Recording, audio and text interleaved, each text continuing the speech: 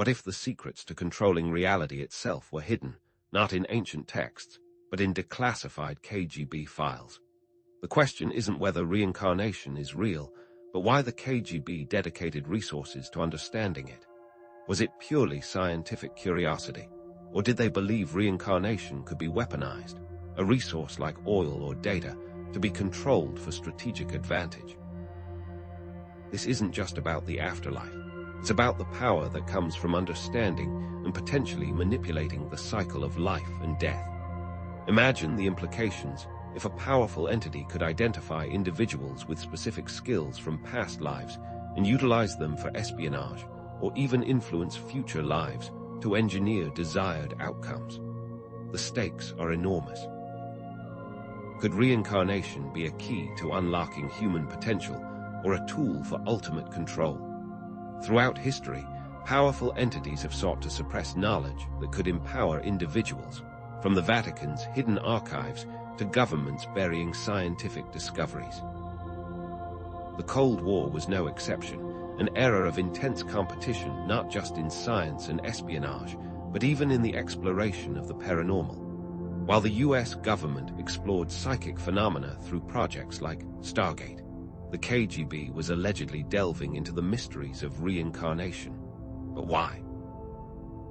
Let's shift the focus from philosophical debates to the tangible impact this knowledge could have on our lives. What if understanding past life connections could transform our current relationships, revealing underlying patterns and unresolved issues? What if targeted interventions in key individuals' past lives could create desired outcomes in the present? If reincarnation could be manipulated, could future lives be engineered to create specific types of people? Compliant workers, aggressive soldiers, unthinking consumers.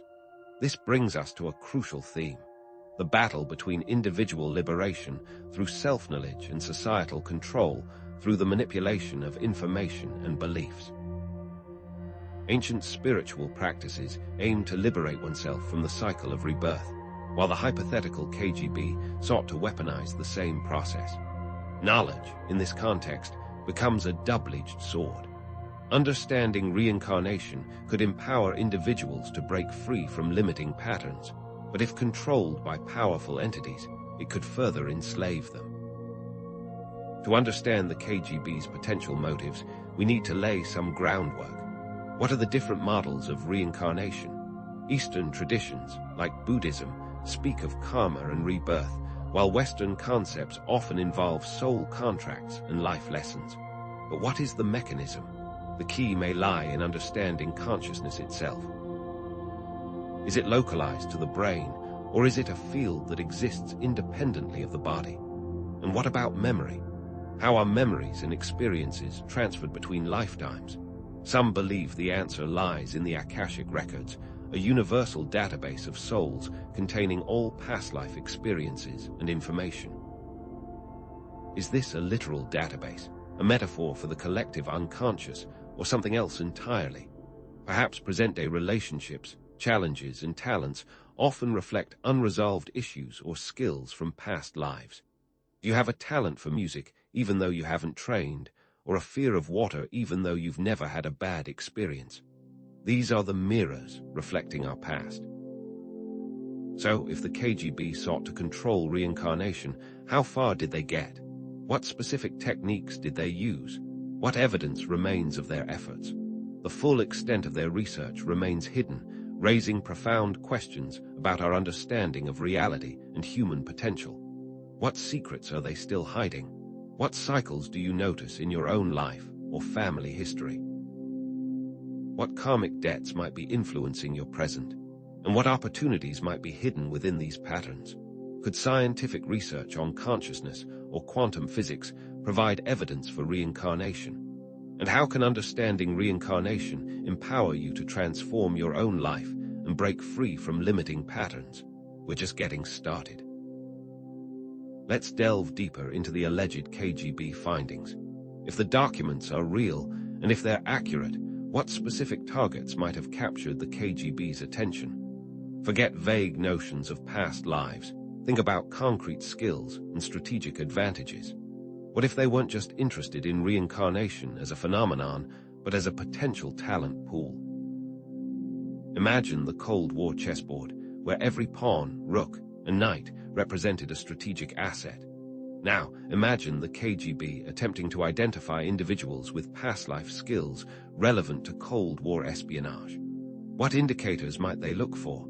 Obsessive fascination with a particular historical period, unexplained fluency in a language never formally studied. What if they found someone who remembered crucial information from a past life, as a key scientist working on the Manhattan Project, or a military strategist who foresaw key battles of World War II?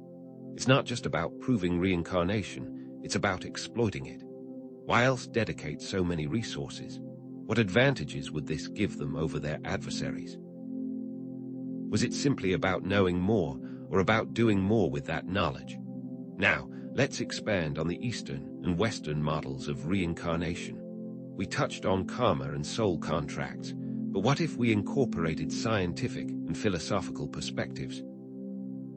Contrast the traditional concept of karmic debt, the idea that you're paying for sins of the past, with a modern understanding of psychological trauma and inherited epigenetic patterns. Perhaps the karmic debt is simply a cycle of abuse or addiction passed down through generations, a pattern etched into our DNA and reinforced by our environment. Could we say that these patterns are simply the manifestation of past life trauma? Then, introduce the possibility of quantum entanglement playing a role in the transfer of consciousness. We already know entangled particles can instantaneously affect each other, regardless of distance. What if consciousness is similarly entangled across lifetimes? What if the soul isn't a singular entity, but a node in a vast network of entangled consciousnesses? How would the KGB utilize or manipulate quantum entanglement principles? Could they use technology to amplify or disrupt these connections, influencing past life memories, or even severing the link between lives? Or could they develop technology to access the quantum information from a past life and inject it into another? Could this all be wishful thinking? Let's turn our attention to scientific studies and anomalies. We've all heard stories of past life regression, near-death experiences, and children with past life memories. But what does the science actually say? For instance, Ian Stevenson's research on children who seemingly remembered past lives is often cited as evidence, but it's also been criticized for methodological flaws and a lack of conclusive proof. The children he interviewed were often in areas where reincarnation was culturally accepted, so could it be that they were simply repeating stories they had heard from their elders? What about near-death experiences? People often report profound spiritual experiences, encounters with deceased loved ones, and vivid out-of-body sensations. But could these be explained by physiological responses in the dying brain? Let's discuss the placebo effect and whether NDEs could be explained through a strong placebo response. If a person believes they are dying and believes in an afterlife, could that belief alone create a powerful, transformative experience? If there's no conclusive proof, why do these studies continue to intrigue us? Is it simply wishful thinking, or is there something more to these anomalies than meets the eye? Let's get practical. How can you recognize potential reincarnation patterns in your own life? Think about recurring dreams, phobias, or inexplicable attractions you have. Could these be echoes of past life traumas or skills? Do you have an irrational fear of heights, even though you've never fallen? Are you inexplicably drawn to a certain country or historical period? Are you stuck in a cycle of destructive relationships and can't seem to break free? These mirrors might be reflecting unresolved issues from past lives. What would the KGB do if they could determine these mirrors in someone's life? Could they exploit these vulnerabilities, using them to manipulate or control individuals? Could they use knowledge of a past life trauma to trigger a mental breakdown, or leverage a past life skill to recruit someone into espionage? Now, let's revisit the Akashic records. Imagine a vast, cosmic library containing every thought, feeling, and experience of every soul that has ever lived. Is this a potential explanation for how memories and information might be transferred between lifetimes? But let's critically analyze this concept. Is the information accessed authentic, wishful thinking, or something else entirely? Are Akashic readings reliable, or are they simply interpretations filtered through the reader's own biases and beliefs? What if the Akashic records were hacked and information was changed? Could false memories be implanted, rewriting someone's personal history? If karma, the great equalizer, were a system of control to keep the masses in line, what would that look like? Are we truly bound by past actions, or are we simply conditioned by societal beliefs about guilt and punishment? Could past life memories simply be a reflection of the zeitgeist, a manifestation of collective anxieties and desires? Or could they be implanted through sophisticated propaganda? If the KGB discovered a way to manipulate the concept of karma, could they create a society of compliant citizens, conditioned to accept their fate and avoid challenging the status quo? Or what happens when you die? Refrain from offering a definitive answer and maintain multiple possible scenarios. Now, let's raise the stakes even higher. What are the ethical implications of potentially manipulating reincarnation for societal control? What if the KGB found a way to influence the reincarnation process, engineering future lives for specific purposes? What if they could pre-program souls with specific traits or skills, creating a workforce perfectly suited to their needs? What if they could eliminate undesirable traits, creating a society of obedient citizens by manipulating their past life memories and future incarnations? Is the system inherently flawed? Could it be corrupted by those seeking power? Would it inevitably lead to a dystopian society where individual freedom is sacrificed for the sake of collective control? Even if reincarnation can be manipulated, can we still reclaim our sovereignty? Can we consciously choose our future lives and break free from cycles of suffering? By becoming aware of these potential manipulations, can we develop the inner strength and resilience to resist them? How can the understanding of reincarnation, even if manipulated by others, lead to greater self-awareness and liberation? Perhaps the very act of questioning and challenging these forces can empower us to create a more conscious and fulfilling future, not just for ourselves, but for all of humanity.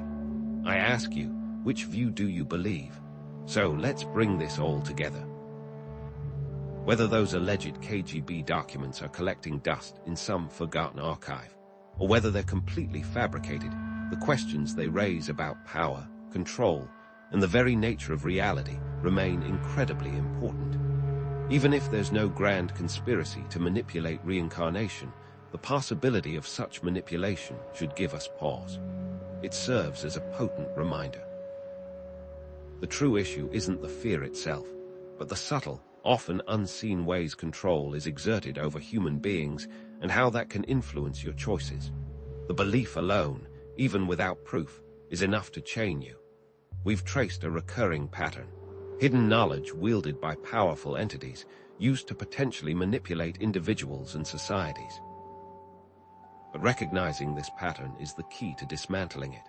By understanding how these systems of control operate, even if they exist only as possibilities, you can begin to reclaim your own agency and make conscious choices that defy their influence.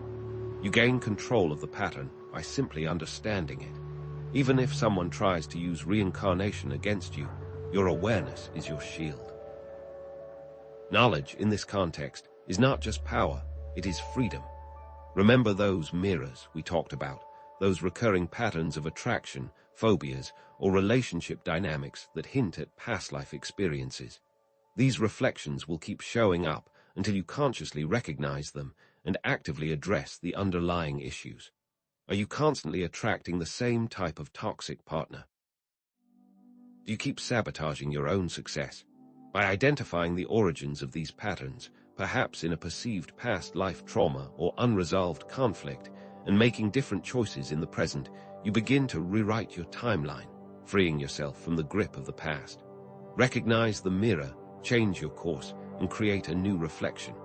And what about karma? It ultimately doesn't matter if karma is a universal law or a social construct. What truly matters is that you determine that your actions in the present will dictate your ascent or descent, your growth or stagnation. You hold the pen that writes your own karmic script. Do you choose actions based on compassion, integrity, and a desire for growth, or do you succumb to fear, greed, and self-destruction? The potential method for rewriting karma is entirely up to you, based on your discretion and based on your present actions. Let's zoom out and consider the broader context. This isn't just about the KGB. It's about universal patterns of power and control that have existed throughout history and continue to this day. These patterns aren't confined to specific organizations or time periods. They're inherent in any system where knowledge is centralized and access is restricted. The KGB may be gone, but other organizations with similar goals and methods will inevitably take its place. The game of control continues. Think about the potential societal implications of manipulating reincarnation. Imagine a world where reincarnation is used to engineer specific types of citizens, maintaining a rigid social hierarchy. What if certain souls were subtly nudged into lives of servitude, while others were groomed for positions of power? It sounds like science fiction, but the mere belief that others can control your life is a powerful form of control in itself. Remember, the belief alone is the problem. This is why personal sovereignty and collective liberation are so crucial. A society of empowered individuals, aware of these patterns and committed to critical thinking, is the best defense against any attempt to manipulate or control them. If everyone understands the game, nobody can be played. And how do we achieve this? By transforming our understanding into action. Take responsibility for your own life, question everything, and actively work to create a more just and equitable world. Support organizations that promote transparency and critical thinking. Engage in practices that foster self-awareness and personal growth, like meditation, journaling, or simply spending time in nature. Let's close the loop on those alleged KGB documents. They were never meant to be a definitive answer, but a catalyst for deeper inquiry. The true value lies in the questions they provoke and the exploration they inspire. Even if the documents are proven to be a hoax, doesn't the very idea of them make you think? Doesn't it spark a curiosity about the hidden forces that may be shaping our world, whether they are real or imagined? Ultimately, you have the power to take control of your own reincarnation journey, regardless of external forces or past life patterns. The past is the past. Your actions now determine your future. It's that simple. Reclaim your sovereignty by cultivating self-awareness, critical thinking, and a strong sense of personal values. Resist the urge to blindly accept authority and embrace the mystery surrounding reincarnation, not with fear, but with curiosity, courage, and an open mind. So, what's next for humanity? How can we create a society that truly values individual sovereignty and promotes critical thinking? What ethical frameworks should guide our exploration of reincarnation and consciousness? These are the questions that will shape our future. Perhaps future scientific research will uncover new insights into the nature of consciousness and the potential for past life memories. What if the next generation of studies provides more conclusive evidence or reveals entirely new dimensions of this phenomenon? I encourage you to continue this exploration on your own. Engage in personal reflection, journal your thoughts and feelings, meditate on these concepts, and participate in open and honest dialogue with your community. Share your insights, listen to others, and challenge your own assumptions. And as for us, we'll continue to delve into these hidden mysteries and conspiracies in future videos. We'll explore specific techniques for accessing past lives, examine the ethics of reincarnation, and investigate the potential for scientific validation. So stay tuned, keep questioning, and never stop seeking the truth. The journey of self-discovery is a never-ending